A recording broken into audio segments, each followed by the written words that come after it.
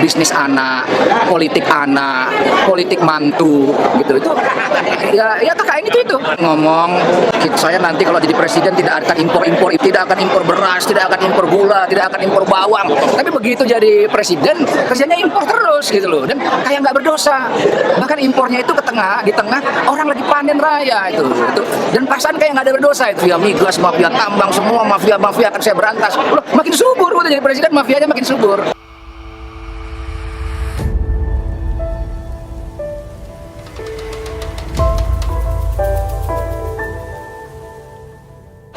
Nggak banyak orang di negeri ini yang ucapannya tuh jangankan sama, dekat pun tidak tuh dengan perbuatan.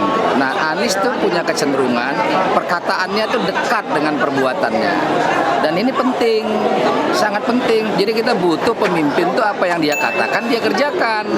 Misalnya kalau mengatakan bahwa kalau mewujudkan keadilan sosial di Jakarta, ya kerjakan. Kesetaraan ya kerjakan, dan orang bisa lihat itu soal kesetaraan kinerja Anies gitu misalnya. Kan kalau kita lihat kritik-kritik sama Anies kan nggak ada yang sifatnya kinerja. Yang dikritik itu intoleran lah, bapak politik identitas lah, hal-hal yang nggak bisa dibuktikan tuh, hal-hal yang sumir, hal-hal yang sifatnya tuduhan-tuduhan. Tapi kan tidak bisa dilihat dari hasil kinerja itu. Itu yang kita lihat pada Anies, dia orang baik tuh. Jadi kita perlu pemimpin yang baik. Nah, jadi pemimpin baik itu adalah dekat perkataannya dengan perbuatan. Jangan ngomong saya nanti kalau jadi presiden tidak akan impor, tidak akan impor beras, tidak akan impor gula, tidak akan impor bawang. Tapi begitu jadi presiden kerjanya impor terus gitu loh, dan kayak nggak berdosa. Bahkan impornya itu di tengah orang lagi panen raya itu. Dan perasaan kayak nggak ada berdosa itu. Saya kalau jadi presiden, mafia migas, mafia tambang, semua mafia akan saya berantas. Loh, makin subur udah jadi presiden, mafianya makin subur. Dan mafia makin subur itu dibuktikan dari banyak hal. Dari kasus-kasus yang muncul dan pernyataan Menko Polhukam sendiri, jajaran kabinet sendiri. Nah, itu nggak boleh itu. Jadi orang yang memang dekat kata dan perbuatan. Yang kedua adalah kita perlu pemimpin yang personal interest-nya tipis tuh. Bukan hanya nggak gampang marah, itu soal telinga tipis kalau nggak gampang marah. Ini personal interest, kepentingan individunya itu harus rendah. Kepentingan individu apa? Bisnis anak, politik mantu, gitu. Itu ya KKN itu. Jadi yang dimaksud dengan KKN reformasi itu adalah pemimpin terlalu sibuk ngurusin anak mantu, gitu loh. Nah, itu yang menurut saya harus berubah itu. Nggak boleh. Jadi pemimpin itu nggak boleh dia disandra oleh kepentingan dirinya dan kepentingan keluarganya, itu nggak boleh. Jadi dia harus disandra oleh kepentingan publik, kepentingan masyarakat banyak. Dan Anies ada di situ. Bagaimana cara melihatnya?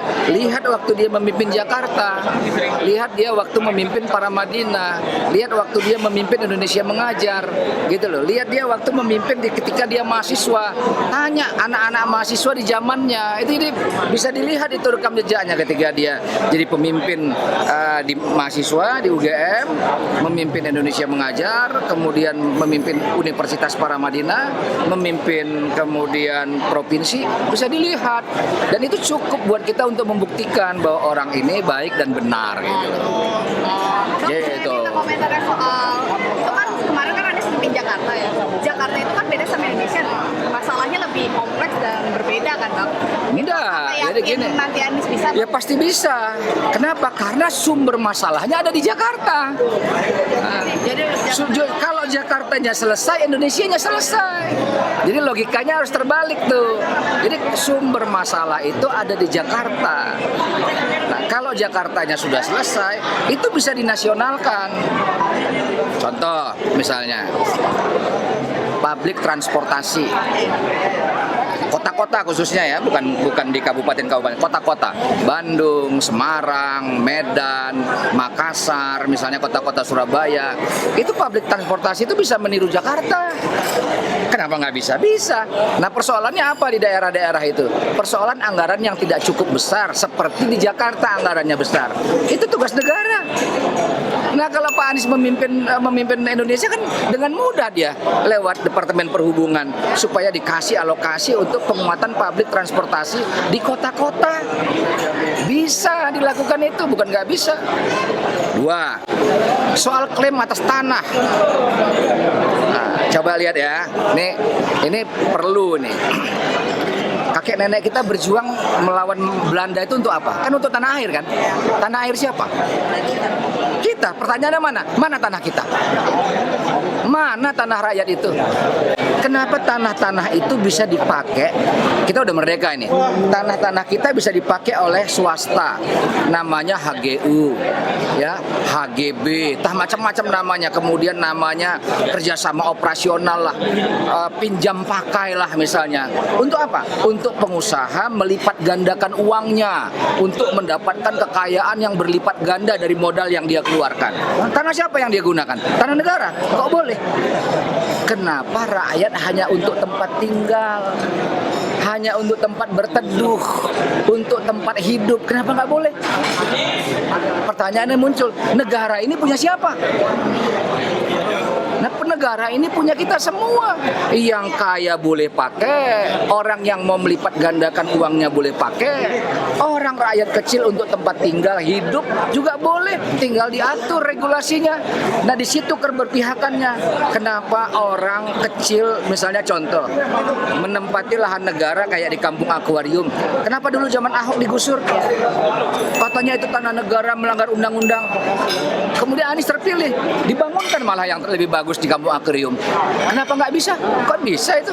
Kata Ahok melanggar undang-undang, tangkap dong kalau melanggar undang-undang. Apa? Peraturan itu yang bikin kita yang buat, gitu loh. Kita yang buat, jadi bisa, bukan nggak bisa. Dikatakan. Ketiga, soal accountability, smart city misalnya Jakarta, bisa dinasionalkan.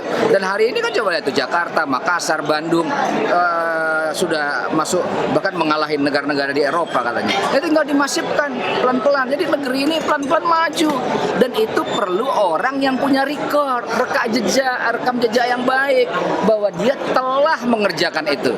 Jadi yang kita butuhkan adalah sosok yang telah, bukan yang masih akan. Kita nggak cari itu.